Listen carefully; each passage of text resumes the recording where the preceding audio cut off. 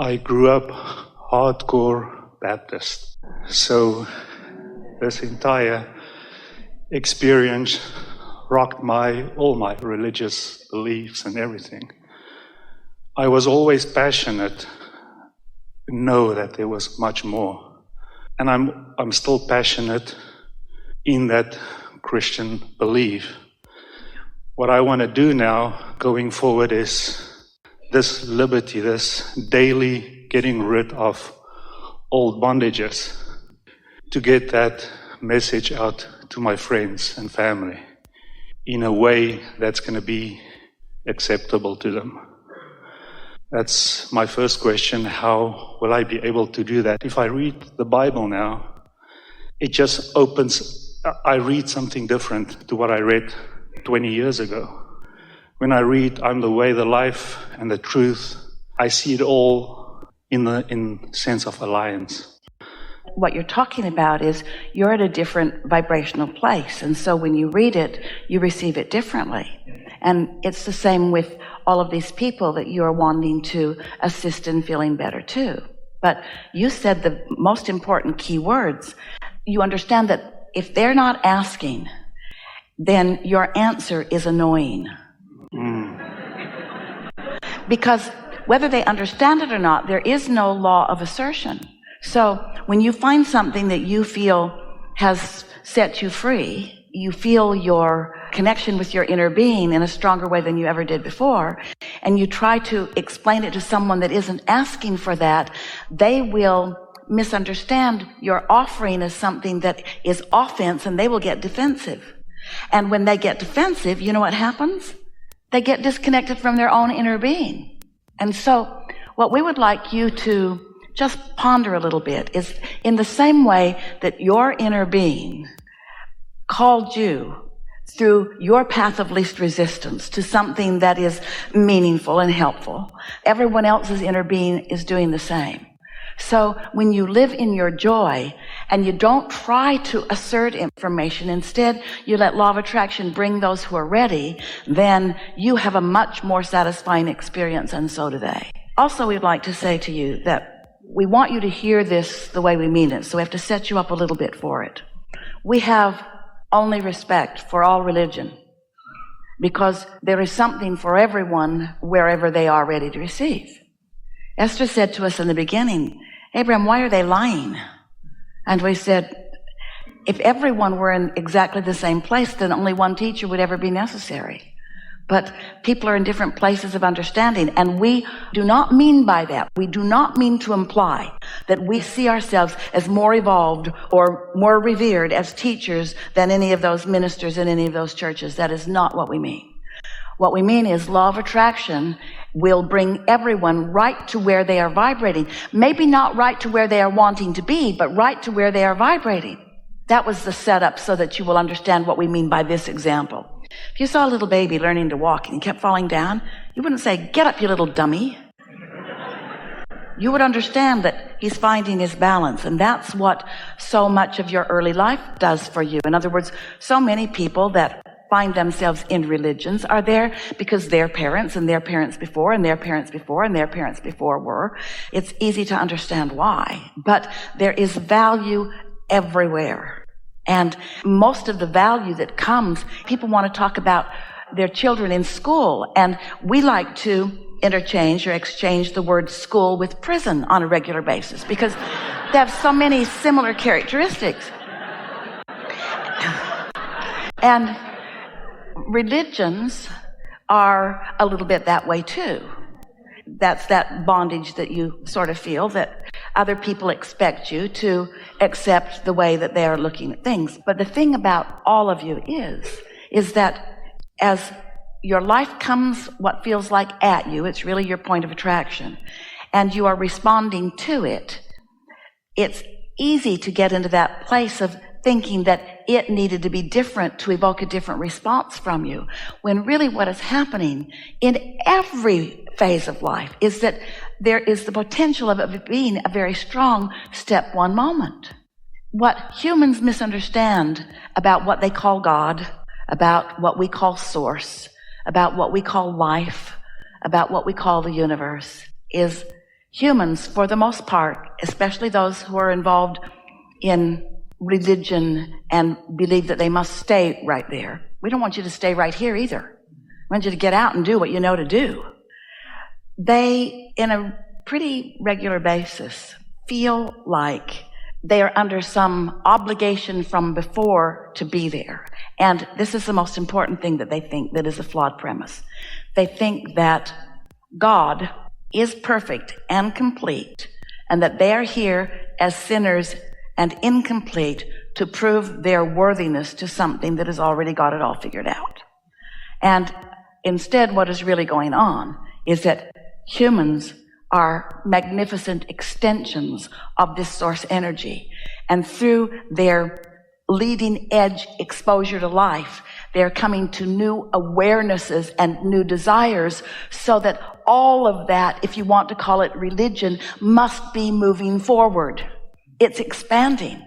So even sacred texts, and there are so many that are regarded that on your planet, must be understood as still evolving.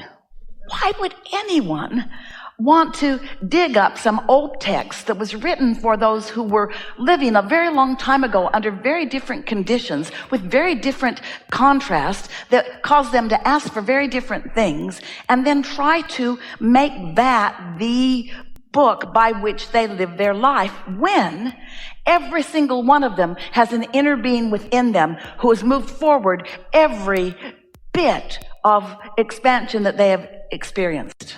Your inner being is standing there with the whole of who you have become, reveling in all that you are and calling you forward.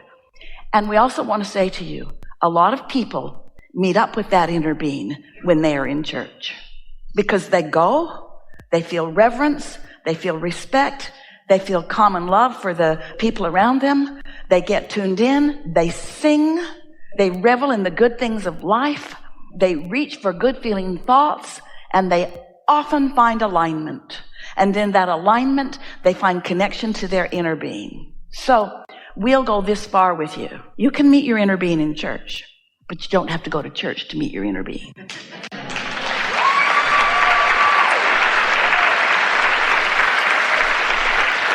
And why nitpick where people are meeting up with who they are, you see? But we know what you're getting at to this extent. Sometimes people in their fear gather together in clusters and become obnoxious. And then they want to boss you around and tell you what you should do. They want to replace your guidance system with them, with their old stale texts, with their own old stuff. And that doesn't resonate with you either. But you can't just take a whole concept and say, all bad. Let's look at it this way. So, in the humaning thing that we're teasing you about, but we mean it really seriously. What humans want to do is they want to take all the manifestations, and by that we mean all the things that have turned from thoughts to things, all the furthest manifestations of life, which is what you've all come. This leading edge where thoughts turn to things is so delicious. It's what you all came for. But you want to take them and you want to sort them into piles. So you've got Republican piles and Democratic piles, and you have different gender piles, and you have different sexuality piles, and you want to divide everything into those piles and then debate the rightness or the wrongness of the pile that you're not in, the wrongness of the pile you're not in, and the rightness of the pile that you are in. You can sort of see all those piles, can't you? You read about them in books, and people are always wanting to pull out their pile and announce it and pronounce it and call attention to it. So see all those piles, and now we want you to just sort of make two piles out of them, under the influence of source and under the influence of something else, under the influence of who you really are, or under the influence of fear or something that's far from who you really are. And then we also want to call to your attention that every one of those piles, no matter what religious pile it is, or no matter what political pile it is, or no matter what pile it is, has some who are under the influence of their inner being and some who are not, right in there. Doesn't that make you feel pretty good about your humanity? Yeah. Yeah. That leads to the next question, last question. This feeling of liberty, being free from religion, made me aware of how stuck I am in my profession I am in now. Hold that thought for just a little bit, because there's a whole bunch we want to talk with you about, but we want to start in a different place. You said free from religion. A lot of people will say free from bondage. The only thing that you can ever be free from is your own resistance. Because who you really are is calling you forward, and when you're not going, you've got resistance, and then you don't feel free. And you can give every excuse in the world for it and call it all kinds of other things. But the only bondage is not moving in the direction of who most of you is, who's calling the rest of you forward. Did you hear that? And so, what were you saying? So, I know if you're out of alignment, the first thing that happens is fear sets in. I'm in a profession. You can be out of alignment and not feel fear. You just feel those stronger emotions. If it's something you really want and you're out of alignment, then you feel a stronger negative emotion. And eventually people end up with hypertension, anxiety, and all of those results. Because momentum takes them down into the bay. And I'm in a profession where I daily treat people with that. I'm a pharmacist, and I'm now so stuck because every day I know that's not what I want to do. The more I do it, the more I know I don't want to do it. But hear this. You also don't want to say, get up, you little dummy. I know. You also want to say, that's where they are, and that's their path of least resistance for right now. Don't you have to meet people where they are? But I want to think about myself. I want to get out of that profession. I still want to do what I want to do now. Yeah? And that is to lead them to liberty, show them about being in alignment. You know what? You can do both. You can stay right where you are and get yourself into alignment on a really regular basis. You see, as you make that statement, oh, it's powerful, and it's not the first time you've said it, and it's big, it's huge, it's in your vortex. And something that we want you to know, you've heard it from us before, but we must say it again, is that your inner being knows where you are in relationship to everything you want, and knows the path of least resistance to get you there.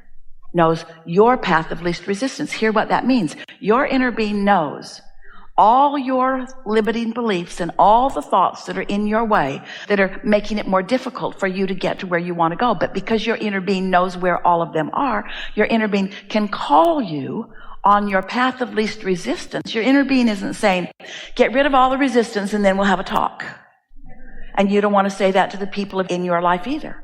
Your inner being is saying, we know what you want, and we're calling you there. And it's a joyful journey as your thoughts turn to things. So don't make it the big deal that you're making it. Just enjoy your journey. Yes?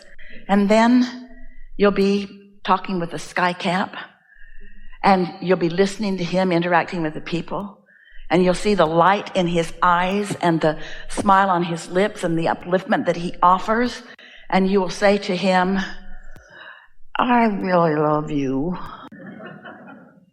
Maybe you don't want to say that out loud, but Esther does. Do you have any idea how many you're lighting up just by standing here and being who you are? And he might say, well, I hope to write a book. And Esther would want to say, do it, but what could be better than this? Hundreds of people coming through your experience on an hourly basis, and you just standing there in all your exhilaration about life and feeling good with each and every person that comes through your experience. There's just not greater upliftment than that. It does not matter what you're doing. It only matters how you're feeling when you're doing it. Because how you're feeling when you're doing it is an indication of how much of you is present. And when more of you is present, the leverage of alignment, one who's connected to source energy is more powerful than millions who are not, you see. So it's not what you're doing or how you're going about it. It's how you feel whenever you're doing whatever it is that you're doing. And so in your vortex are a lot of things. You wanted something that was a good living. You wanted something that was reliable and dependable. You wanted something that would be helpful to people. You've got all those things. Now, just like every creation, once you've created something, you don't stop creating it. You continue to add more to it. So you're adding more nuances to what you want. And we're not suggesting that you should stay right there forevermore. But we're just saying you can't get to where you want to go by trying to get away from where you are. Because trying to leave one place puts you in resistance and won't let you go to another place. You have to love the best things about where you are, which opens the doors to even better.